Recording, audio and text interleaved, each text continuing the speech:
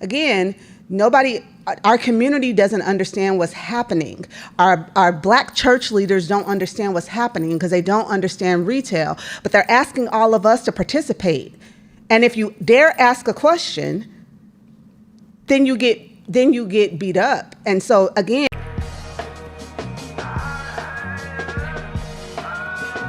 does everybody understand what is going on with the brands at Target? So, what do we think is happening? Real quick, I don't have that answer, but I wanted to say something on the Target thing. He wants clarity of what's going on with Target. He don't even know. Mass protests of Black folks against boycott, Target because it's like a day of boycott coming up on the 28th too, by the way. Yeah. So DEI. So one of the things, I totally agree with everything you just said, Nana, and it's true. If there was more like a let's do this because of that, I think it would be smarter. I do want to say one of the reasons why the focus is on Target is because Target also really was pushing like the whole Black businesses come this, like even with Spritz, by the way, we used to get these emails like, we have this program, we want you to be involved in Black. So they were really pushing the quote unquote, we support Black businesses. We want your products in here. We want your, I'm making up, S-curl, whatever. So they were really like, S-curl. You got Jasadi on the front of the box. But you know, so they were like the face of like, we're trying to help people of color businesses come in, be on our shelves. And that's one of the reasons, not the main, but that is one of the reasons why a lot of the folks were like, yo, let's go against Target, because they were the ones talking all that support. Now all of a sudden they're like, oh yeah, we're taking this off. We're not doing this. We're not doing that. They didn't say that. Like, they didn't say that. No, I'm not saying I'm not saying that's definitive. I'm saying that's one of. They didn't even say none of that. That didn't imply. Emotional reasoning changed the words they heard.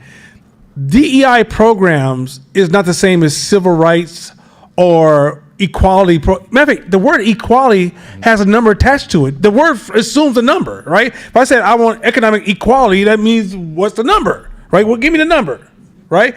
3, the economic equality is a two-way responsibility. The only thing the brands did talk about was, yo, this shit is hard. It's expensive. Yes. It's a cost. Some of them shouldn't even be there. Yes. Okay. Target, what you saw with a lot of white people who were really trying to care. I'm gonna give them a shout out. A lot of people were really trying to help out. They were really saying, yo, I want to help Black people. They couldn't see us to help us. They didn't really understand what state we were in. So they say, if I say, yo, come on this shelf, I'm gonna give you space on this multi-million-dollar shelf. You know what? I usually just went with people I'm comfortable with, but here's a shelf for you. It's multi-millions. You don't have multi-millions. You don't have investors. You don't have banks. What the fuck? Right? So a lot of times we don't realize that, and they're not in the business. Okay, Target is not in the business of daycare. They're not part of daycare. They're not a nonprofit. They are fully profit. So even if they give you an opportunity, they're hoping they can spark investment, support, some momentum, but they understand that they can't carry the weight of volume. This comedian said this real quick. Women, forgive me. Women online, forgive me. But the shit makes sense. You always say, oh shit, when I speak. You know what I'm saying? Because you setting us up for the... Hey, well, yeah. So what? I'm just saying. Comedian said, he says, why do men have to protect the WNBA? So first I was not riding with him. I was like, oh, because we want to see women basketball. He goes, that shit makes no sense. I said, what the fuck you mean it don't make no sense? Comedian says this. He says, so wait a minute.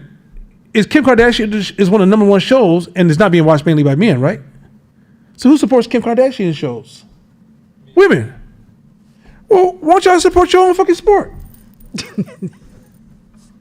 Right? Don't ask men to support the shit. Y'all just show up. If y'all show up, guess what? The sport's gonna take off tomorrow. It's just that simple.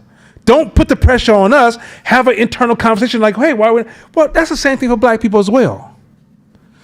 If you want to see more products of Black folks at Target, I want you to poll Black people. Are we getting down like that? Are we really moving our money like that? If we're not really moving our money like we're going to Target and buying our products, and we don't have this ecosystem that we can measure, then what we're gonna do is we're gonna assume that, hey, they don't care, or here go that 1960 civil right white folks who just don't try to undermine the black man.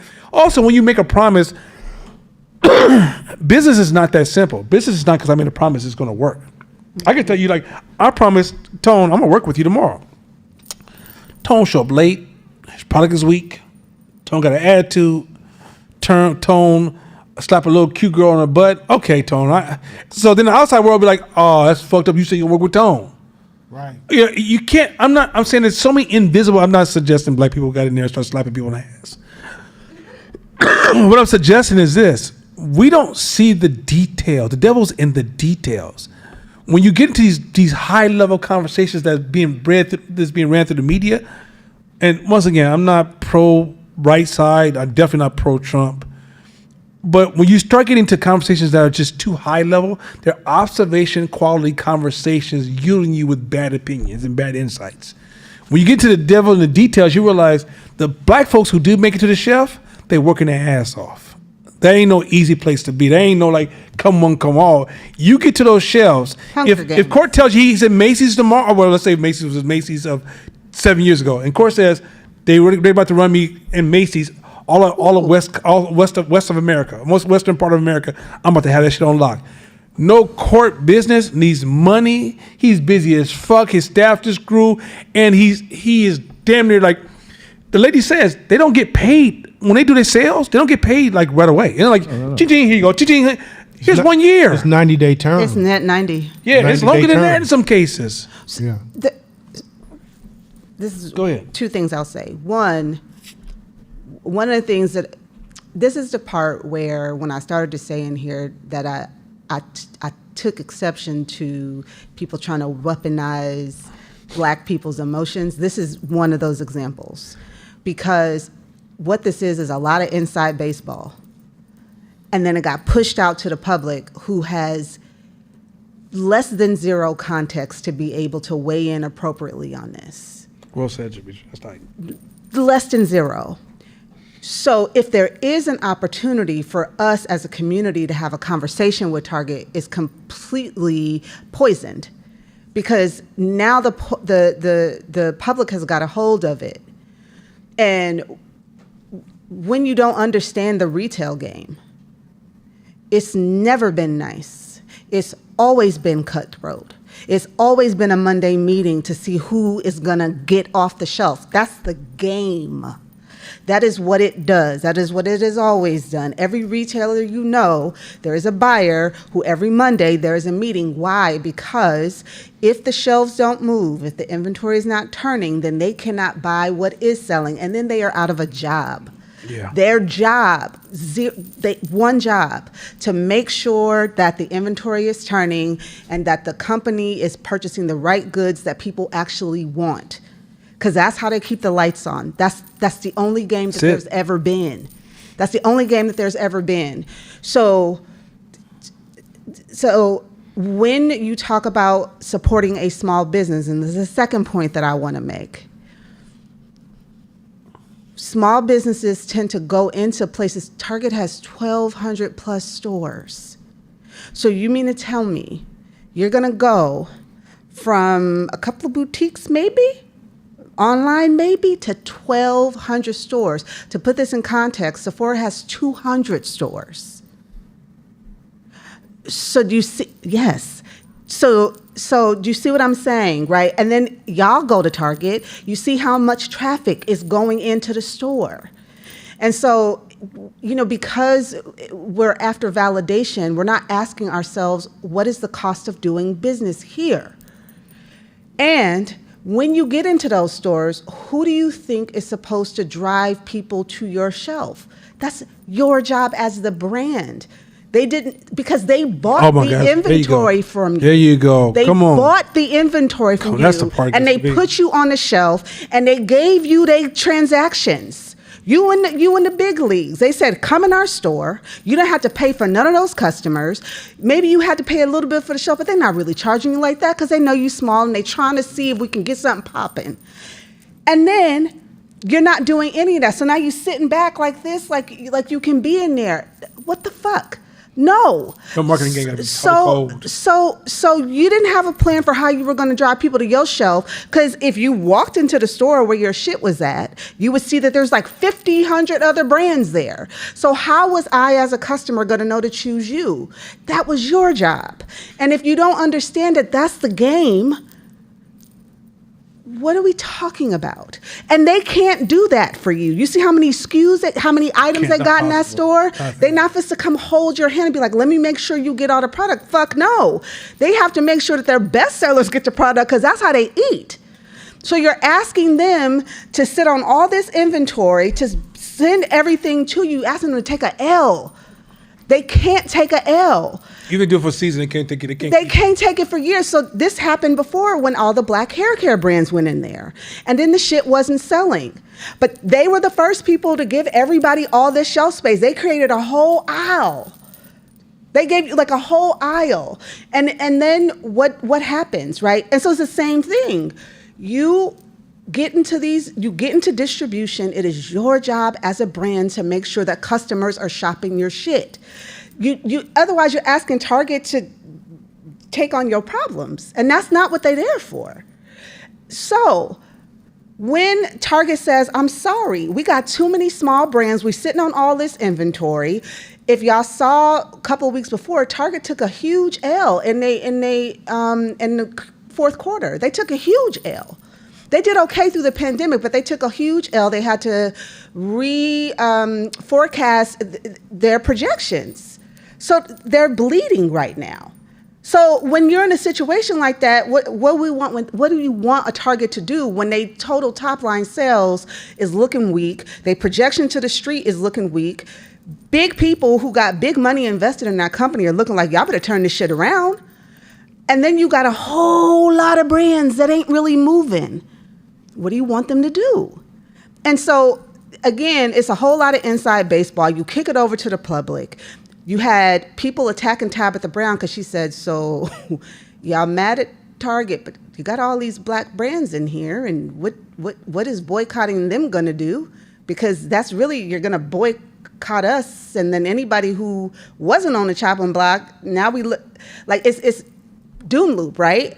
So then they attacked her and said, you're supposed to stand with us. Again, our community doesn't understand what's happening.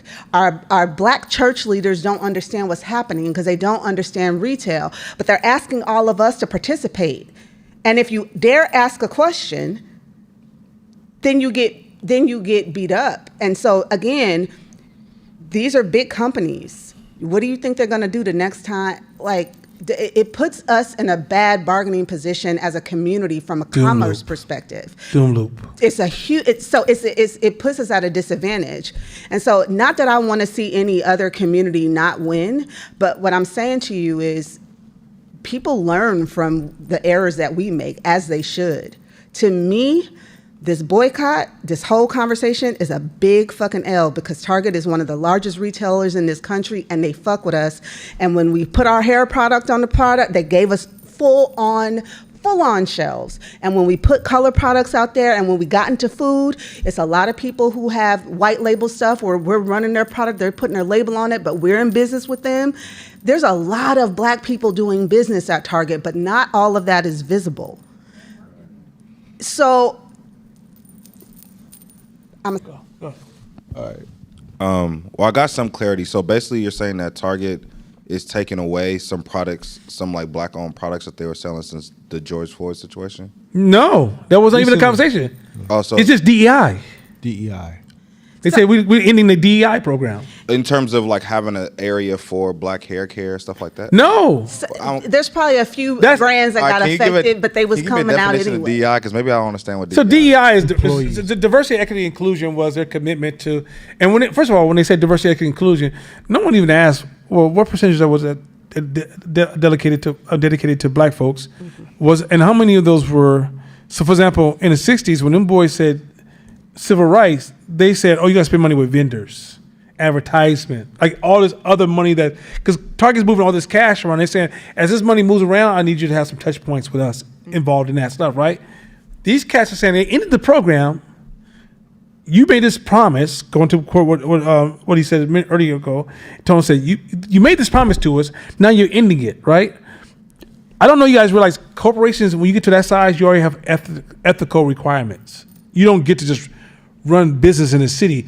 You're measured by how much you give back, how you treat your employees. Like there's a whole group of, you get a grade every year on how you're performing in these areas, and it impacts your investments, right? This is like your credit score. Your credit score for businesses is not just I paid you your money back, right? It's what's your value to the community that you're investing in.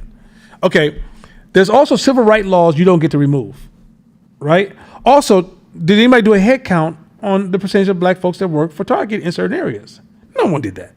All they said was they're removing DEI, and no one's even asked. Like, okay, if y'all been in Hope, y'all know I ripped DEI apart, right? Because it was a white woman's social media born movement that is all over the place because it's not owned by a particular small group of people who are directing the crowd. It's everybody pouring their opinions and their ideas. So it's hard for me to even listen to it because it's like, depending on who you listen to, it could be over here, right?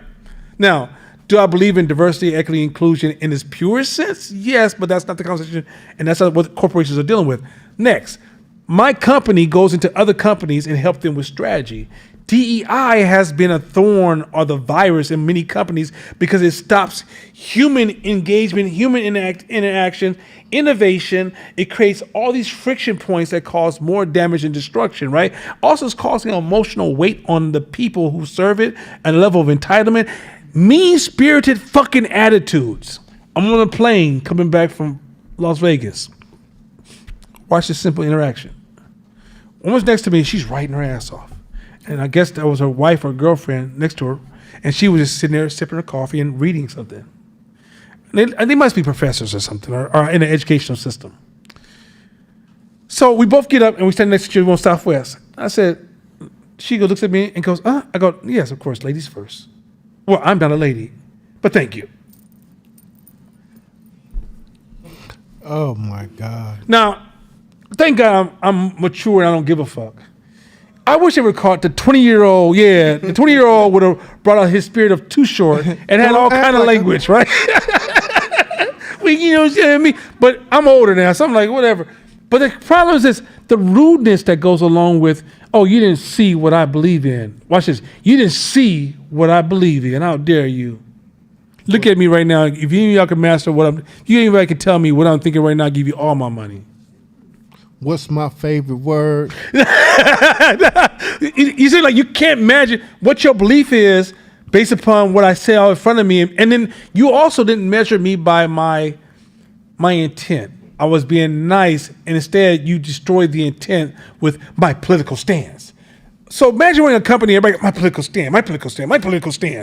Try to have a meeting with 5 people with political stances. When that shit came, she be my lying. When it came to my company, did I not say we're not doing none of that shit here in my company? Because if I seen it was the black woman like, yeah, I can't stand white men, and this. I was like, yo, we're not doing that here. Because if I said, because you about to fuck up my money. They said, what do you mean?